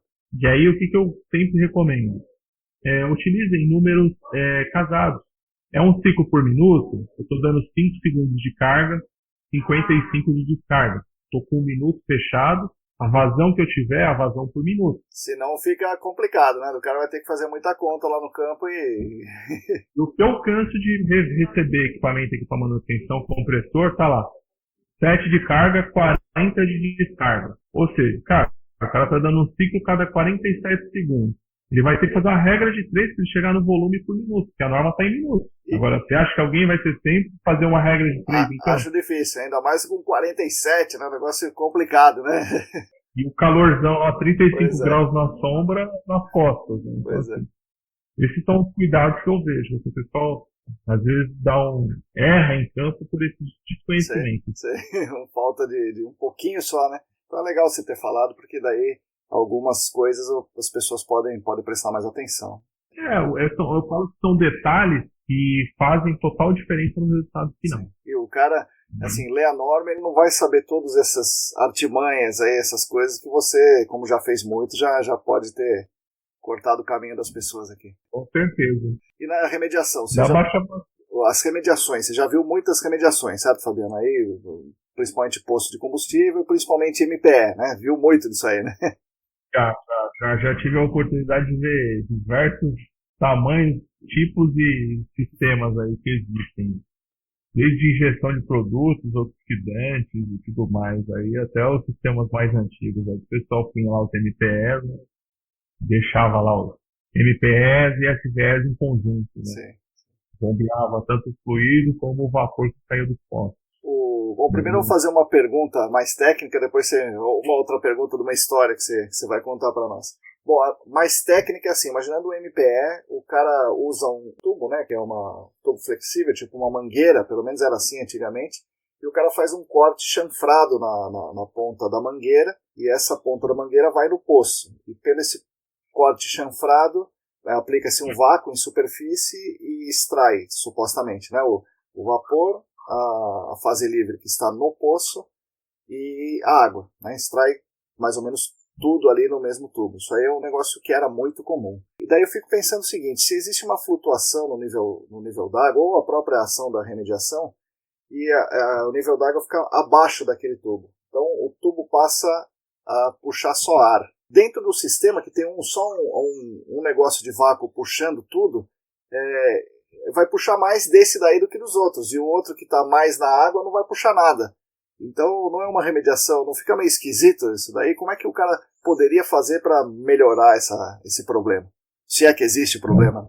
Esses sistemas antigos eram dessa forma que você está dizendo. Aí a gente acabava vendo os famosos bombinhas, né, que existiam antigamente, aí que acabou sendo um cargo extinto, né, até. O cara, o papel dele de ir lá em campo todo dia, fazer a verificação do NA, ver se ele descia a mangueira, puxava a mangueira para cima. Era uma pessoa que ia lá, o Bombinha é o nome do sujeito? Era o Bombinha.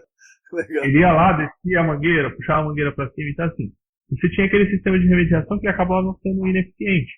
Porque num poço você puxava muita fase livre, então você tendenciava esse fluxo de contaminante para aquele poço. No outro você puxava muita água, porque ele acabava ficando abaixo da cota da fase livre ali. Você tendenciava para o outro. E em muitos você ficava só puxando vapor. E aí você entrava lá, vou entrar num outro ponto. Pegava um poção lá, 3 metros de fio. Esse poço estava afogado. Que vapor que você tinha ali?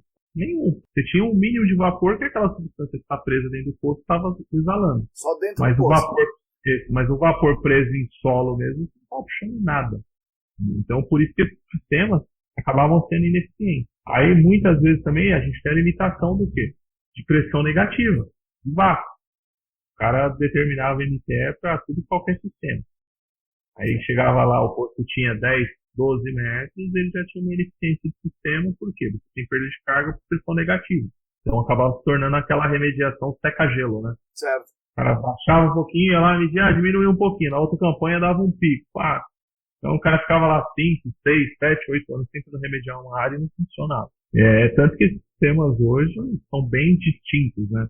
O cara instala um sistema MPE para bombear água, coloca um sisteminha eletrônico lá que ele vai ver a variação e tudo mais. Hoje você tem a tecnologia de SM, você consegue startar ou pausar determinado ponto pelo celular. Esse poço aqui, ele está com nível d'água X, eu pauso ele, espero, ou restarto ele, todo o sistema pelo celular. Então, assim, a modernidade fez com que esses sistemas conseguissem ser eficazes. Que antes você dependia do ser humano. O ser humano é passivo de Deus. Você estava crente que o cara estava lá medindo o poço, o cara não estava. O cara estava lá no bar, né, tomando uma Coca-Cola e tal. Tem essas nuances. Ontem eu estava ontem mesmo numa aula, e a pessoa perguntou, puxa, e quanto é que custa aí uma remediação? Daí tem aqueles casos famosos de remediação termal que custa dezenas de milhões e tal. E aí, quanto é que custava ou custa, mais ou menos assim, quanto é que é um sistema desse MPE, um poço de gasolina, que tenha no mínimo isso que você falou, um sensor aí automático que o cara liga e desliga? Varia muito. Nós não fabricamos mais sistemas de remediação. Mas eu sei de casos que custam aí, que vai ter a variável da quantidade de postos que o cara tem na área, o grau de contaminação, se ele só tem fase dissolvida, se ele tem fase livre, o que ele tem lá. Aí vai ser onde vai chegar esse sistema. Mas assim, são sistemas que começam aí na casa dos seus R$100.000. São sistemas que já envolvem uma tecnologia, eu já tenho que ter um ponto, tem valor agregado, né? Você vai ter uma qualidade de serviço em campo, mas você tem esse custo agregado. E aí a gente volta lá na engenharia, que é aquela famosa conta do limite, né? O limite que tem de 10 mil ao infinito. Vai entendendo até. Volta na engenharia lá, que é a continha de limite. Como que é? Vai de 10 mil tendendo ao infinito. Começa daqui, né? Começa daqui. Mas Aí volta lá no início do processo. Se você fez uma Pois é. compromatória bem feita, uma detalhada bem feita, você consegue ter um dimensionamento de um sistema eficiente, e não um sistema seca-gelo. Sim. Portanto, a gente tem tido muito mais casos de áreas reabilitadas atualmente do que nós tínhamos no passado. Né? E outra pergunta que eu ia fazer é contar uma história. Você já deve ter visto muita lambança pelo mundo afora, né? Conta uma lambança que você tenha visto aí. Já contou algumas aí, né? Mas conta uma boa aí. Nessa parte assim, vamos lá, de amostragem, cara, a gente vê o pessoal perder bomba, cara. O nego perde bomba porque amarra com cordinha de pesca. Aí o cara vai puxar a bomba do posto, ele traz só a cordinha e a mangueira vai enrolando na bomba. Nossa. Pô, perdi a bomba. Mas como você perdeu? Travou. Você vai entender, o cara fez toda uma lambança lá e travou a bomba. Travou assim, sozinha, né? Como se ela tivesse perna. Nesses casos de remediação. Cara, casos de remediação chega a ser cômico, né? Já vi casos, antigamente o pessoal remediava com permanganato. Sim. Deve ter pegado essa fase aqui pra jogar permanganato no posto. Cara, eu vi cara arrancar já o mecânico inteiro do posto. O cara jogou permanganato lá que nem um doido, daqui a pouco você olhou assim, só via a tampinha, o escape de pressão, Nossa, pulando, porque mudou totalmente a pressão da água ali no posto. E o posto que ele jogou o produto, já o mecânico saiu 1 metro e pouco. Nossa, meu Deus do céu. Você vê de tudo, cara, acompanhando aí alguns casos aí. É umas loucuras aí, né? Os processos hoje de remediação são muito mais tecnológicos, de fã de produtos e tudo mais. Mas eu sinto que o pessoal ainda quer meio que aquela receitinha de bolo. Sim. Ele não quer estudar ali. Não. Ele quer uma receitinha de bolo que ele multiplique. Se lá eu tinha X de contaminante e eu coloquei tanto de produto, aqui eu tenho Y de contaminante, eu vou jogar tanto de produto. Sim. E não é assim. Tem que jogar produto correr pro vizinho. Sim. Aí o cara descobre que o fluxo de água não era pra aquele lado, era pro outro. Só agora, nesse momento que ele descobre, né? Que ele viu um colorido ali, né? São casos cômicos, cara.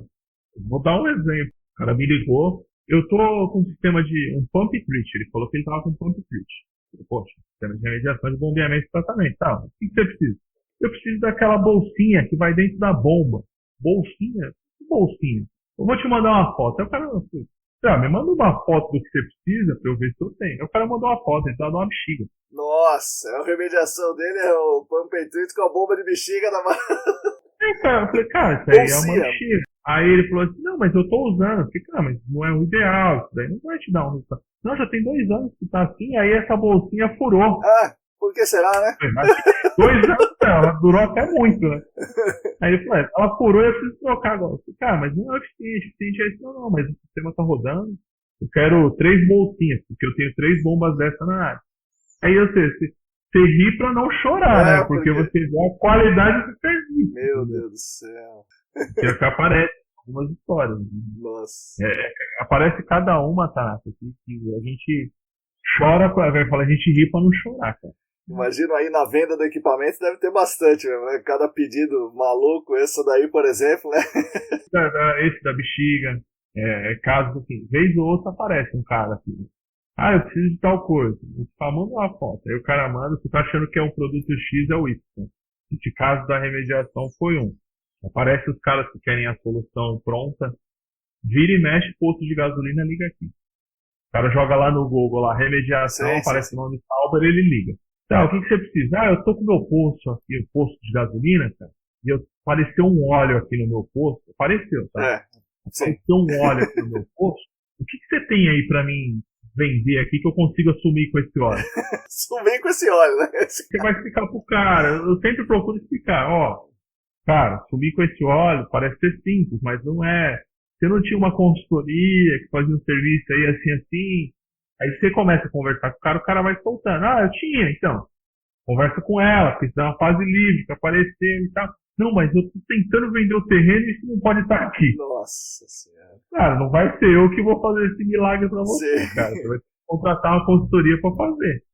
Aparece cada história aqui. Nossa. O cara que comprou um terreno, não sabia que estava contaminado, desapareceu um. Eu comprei um terreno, puxei todos os dados junto a juiz e tal, o ex-dono do terreno não tinha nenhuma pendência com o governo, nada. Só que agora apareceu lá no site da prefeitura que é uma área potencialmente contaminada. Nossa. Aí eu falo, cara, você tem que pesquisar uma consultoria.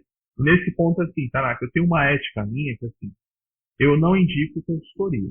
Não indico. Se você me ligar aqui e falar, Fabiano, você me indica? Não, não indico por quê? Cara, eu atendo 400 consultorias de São Paulo. Eu estaria sendo injusto indicar o Chico e deixar o Francisco sem Sei, indicação. entendi. Então, assim, eu falo pro cliente, ó, abre o Google aí, joga aí, cara, gerenciamento de áreas contaminadas, passivo ambiental. Você vai ter uma série de consultorias, liga, faça o seu caso. Esse cara, ele falou, cara, eu contratei um escritório de advocacia, ele levantou toda a parte jurídica do terreno, eu comprei achando que o terreno estava ok, e agora fui fazer a negociação desse terreno junto com uma construtora, a construtora simplesmente chegou para mim e falou, ó, você tem uma pendência na prefeitura aqui como potencialmente contaminada, o terreno que você fala que vale X, eu pago Y. Sim. O cara falou, eu não acredito que meu terreno só vale isso. E aí eu disse, cara, você comprou um terreno, o cara que compra o terreno, ele compra o passivo é seu.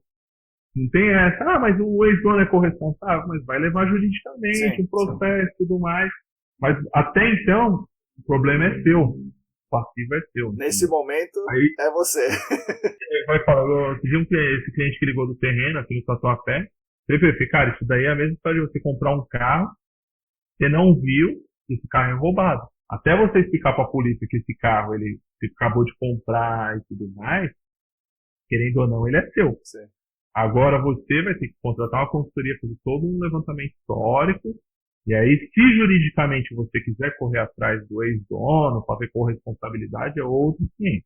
Ou você faz todo um trabalho de remediação nessa área, e aí você consegue passar esse terreno com um preço melhor, mas ele não vai voltar no preço X, tá? Eu falei pra ele, cara, sendo bem honesto pra você, assim, se fosse eu, falei pra ele, negociaria esse preço Y, já passaria para esse cliente, a construtora, ó, tá comprando um terreno que pode ter um passivo. Você vai se isentar, ó, tô te vendendo isso. Tô te vendendo o que realmente tem na área. E é a construtora que vai correr atrás, e com certeza ela já tem um conhecimento muito maior de como mudar o uso dessa área. Aí o cara falou, nossa, mas eu fui pego por engano. Como a maioria das pessoas, alguns realmente pegam por engano, né? Mas outros a gente sabe que já comprou sabendo que estava comprando. Sim, e tentou dar um jeito, né? Entendeu? Mas aqui na Sauber aparece de tudo que você imaginar. Se o cara joga, se você joga meio ambiente lá na internet, aparece que as empresas que vendem falência. Muitas vezes. Certo. O cara liga, a árvore do meu vizinho tá passando a galha por cima do muro. Eu quero cortar, mas a prefeitura não deixa. Cara, eu não posso fazer nada por você aqui. Não vendo motosserra e também não faço esse serviço. Parece de tudo. Fabiano, a gente está caminhando aqui para encerrar. Então, aqui no final do programa, a gente inverte um pouco. O convidado faz uma pergunta para mim. Então, tem alguns episódios que a gente tem feito isso daí e tem sido interessante. Então, esse é o momento. Pode perguntar uma coisa para mim, mas tem que ser fácil. Então, vamos lá. Como que o Marcos Tanaka aí, ele vê esse mercado ambiental nosso a vir adotar essas tecnologias e até as tecnologias novas que são de custo alto, a gente sabe que são bem restritas a algumas empresas. Lá nos Estados Unidos a gente já tem alguns sistemas de trabalho que são trabalhos em conjunto.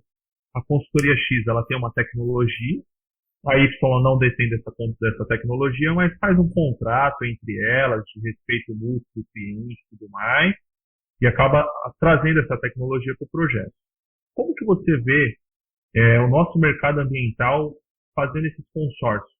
Porque na construção civil já tem. Sim. Vai entrar uma grande concorrência, fecha o consórcio lá, funde uma nova empresa para fazer aquele projeto, certo? Na área ambiental eu não vejo ainda esses consórcios. Eu sei de alguns 2, 3 casos que ocorreu agora nos últimos anos, mas eu não vejo ainda essas parcerias bem fortes aí a fim de resolver um problema grande. É um caso, vou dar um exemplo agora.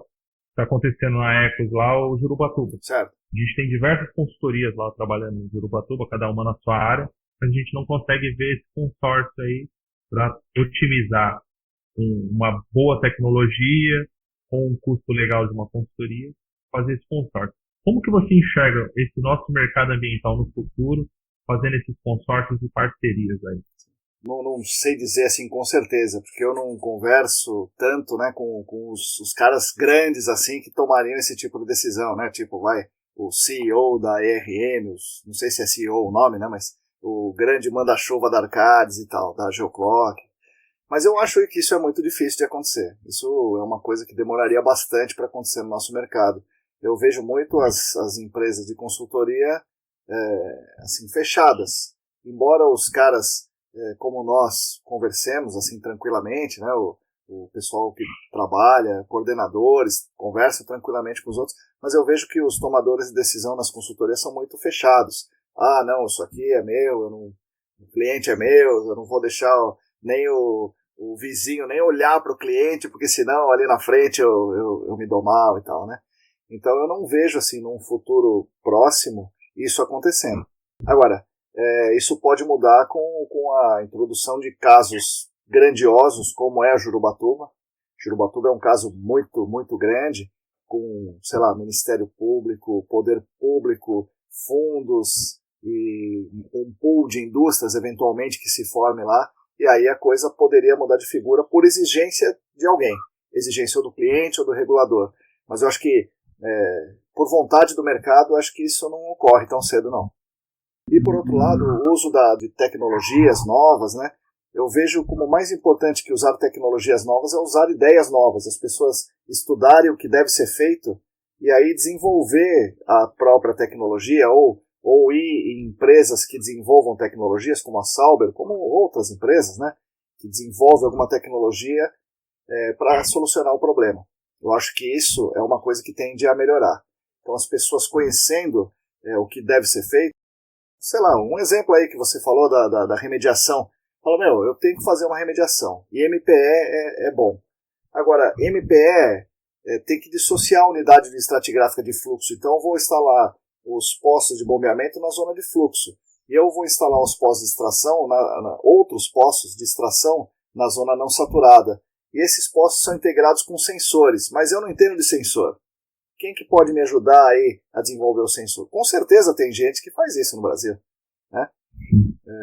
E assim com os postos. Então o cara tem que ter a ideia. É importante o cara ter a ideia correta para solucionar o problema. Ele tem que saber que ele tem que separar unidades estratigráficas. Esse é o avanço principal. É a cabeça, né? Não um equipamento importado e tal. E eu acho que nessa ideia ele desenvolveu alguma coisa que solucione o problema dele, com o auxílio de empresas como a Sauber e como outras que façam isso. Assim que eu vejo que vai caminhar. É uma visão que eu tenho também. Como lá fora é muito mais amadurecido o mercado, né? A gente tem esses consórcios já de consultoria. Sim. Eu acho que a mesma visão que você tem é que eu tenho. Ainda vai levar anos e anos para chegarmos a esse ponto de maturidade aí do nosso mercado. Você conhece bastante consultoria também, talvez até mais do que eu. Você, olhando assim, você não, com certeza você não vai enxergar assim, o cara vai se unir ali amanhã. Não vai. Não, eu acredito que assim, algum projeto possa até vir se unir. Mas assim, vai ser basicamente por algum motivo que assim, talvez a pessoa que hoje é proprietária de determinada consultoria já trabalhou nessa outra consultoria e aí tem aquela coisa de amizade ainda, Sim. Então consiga fazer esse consórcio, essa parceria. Mas chegar a um ponto, igual você citou, de duas gigantes se unirem para resolver um problema, eu acho que é bem mais distante. Sim. A maturidade ainda vai levar anos a fio para chegar a esse ponto. E vou fazer uma segunda pergunta. Opa, vai lá, manda ver. E aí, quando você acha que teremos aí a sondagem por ultrassom, né, aqui no Brasil? Sim, a sondagem sônica, né? A sondagem sônica. Eu estava acompanhando uma sondagem sônica de um posto numa área de extração de ouro. Sim. Lá fora. Então eu lembrei de vocês, eu vou fazer essa pergunta. Legal. Eu vi as sondas sônicas na área ambiental em 2010, quando eu fui numa conferência lá nos Estados Unidos, né? E tinha o fabricante era a Geoprobe e o outro era a AMS. Já era muito legal, né? E era uma sonda que eles chamavam de compacta, mas é uma compacta que para nós é grande, né? Para o nosso mercado. Só que é compacta para uma sonda sônica que é usada na mineração, né? Como essa que você viu, de ouro e tal.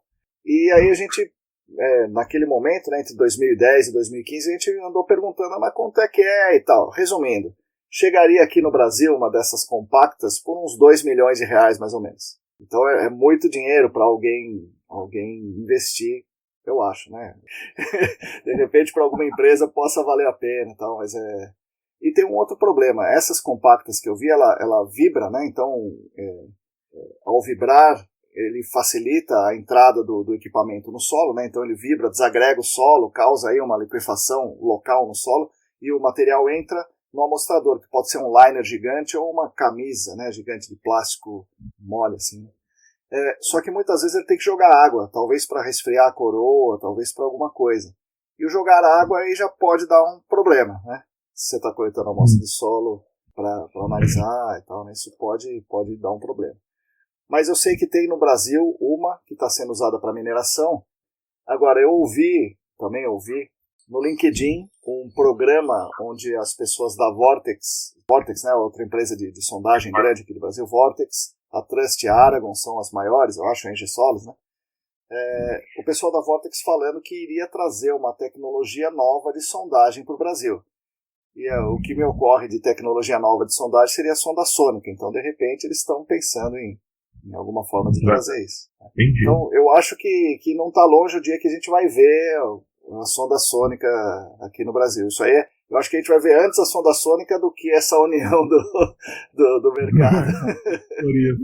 Mas é isso, se for comprar uma dessas compactas, vai chegar aqui por uns 2 milhões de reais, e essas de mineração devem custar bem mais do que isso.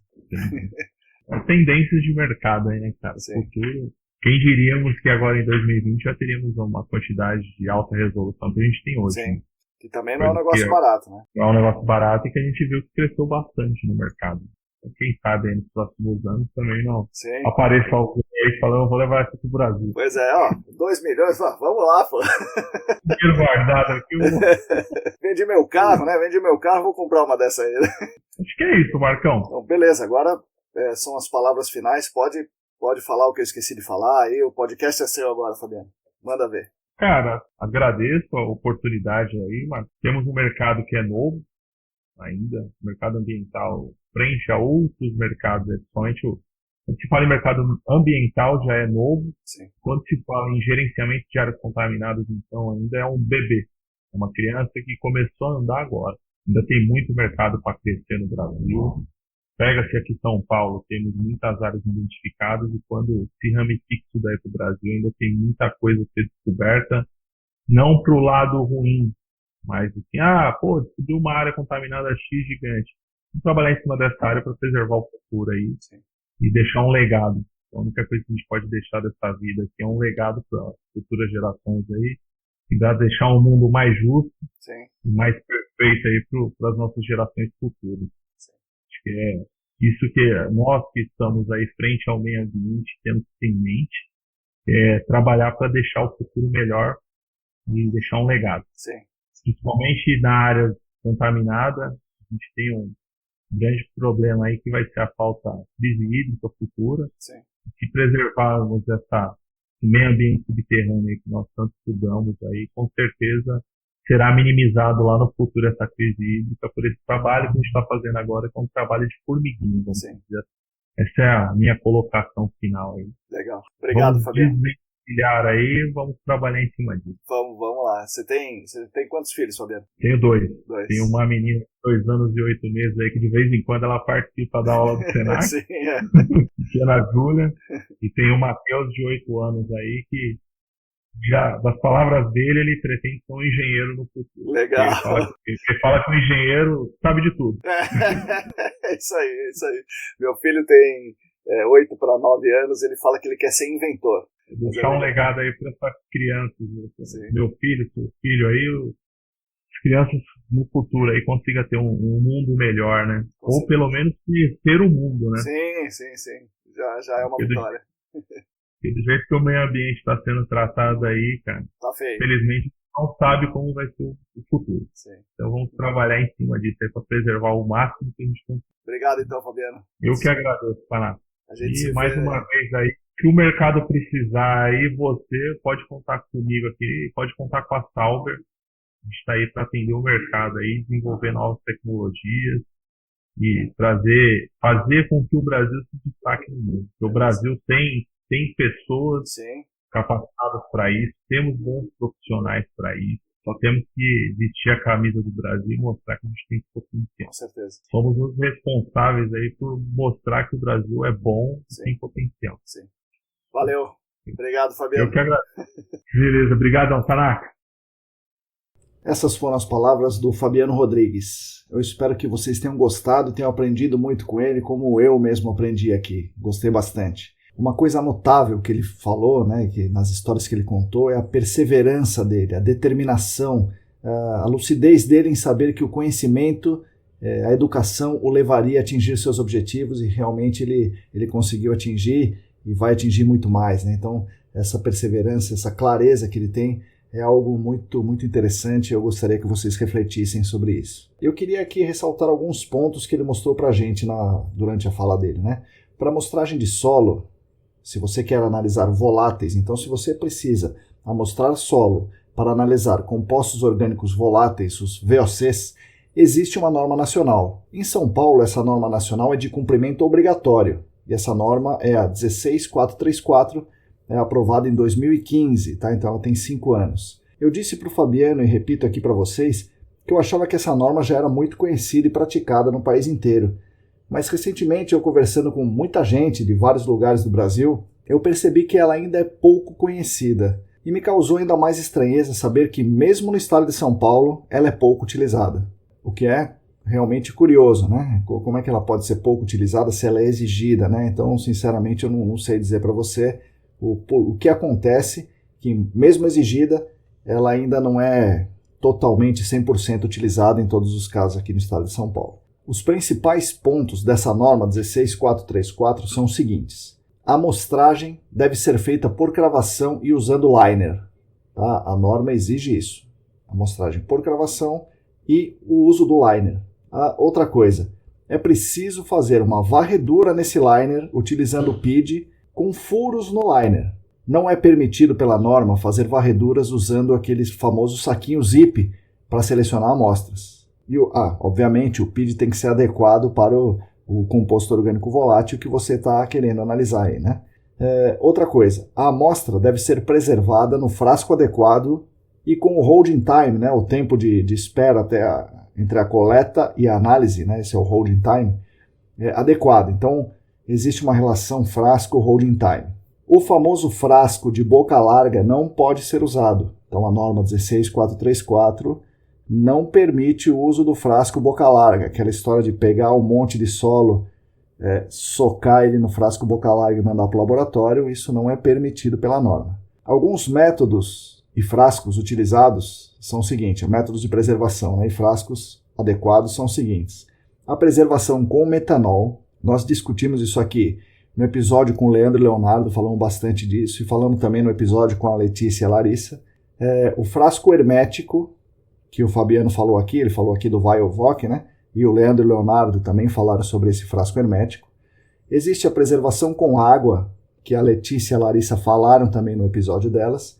E existe também o congelamento da amostra do solo. O frasco hermético e a preservação em água, o holding time é de 48 horas. O metanol, o holding time é de 14 dias. E a amostra congelada, seja o solo congelado ou seja o VioVoc congelado, o holding time vai para 28 dias. Importante, trado manual, saquinho zip, frasco boca larga estão fora da norma. Repetindo, trado manual, saquinho zip e frasco boca larga estão em desacordo com a norma 16434. Outro ponto interessante que ele trouxe é a norma de amostragem de água, a amostragem de água subterrânea. Essa é a mais conhecida, a norma 15847. Nessa norma estão previstos os métodos de purga por baixa vazão, e essa amostragem com purga de baixa vazão tem vários pequenos truques e pontos de atenção. E o Fabiano falou muitos desses pequenos truques e pontos de atenção. Ele ensinou bastante a gente. Existe também a purga por volume determinado, que é o famoso Baylor. Lembre-se, a norma diz que para você fazer a amostragem com Baylor, você tem que seguir algumas coisas. Primeiro é que o poço não pode rebaixar. Agora, eu quero ver você controlar o rebaixamento e fazer a purga com Baylor. Difícil, mas a norma pede isso. Outra coisa que a norma pede para fazer a purga de volume determinado é que não saia mais do que 1 litro por minuto. Ou seja, o Baylor tem 1 litro, ele precisa sair da água em, no mínimo, 1 minuto. Não é sair do poço, é sair da água em, no mínimo, 1 minuto. Então imagina a lentidão que você tem que puxar esse bailer aí para seguir a norma. Outro método de purga previsto na norma é a purga mínima, que prevê um processo muito complexo.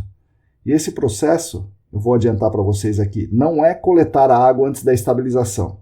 Tá? O que acontece muitas vezes é o cara começa a fazer a baixa vazão e se ele põe a vazão mínima lá, 60 ml por minuto, se ele põe 60 ml por minuto e ainda assim o poço rebaixa 25 centímetros, passa de 25 centímetros, a pessoa coleta a água e fala que fez a purga mínima. Isso não é purga mínima.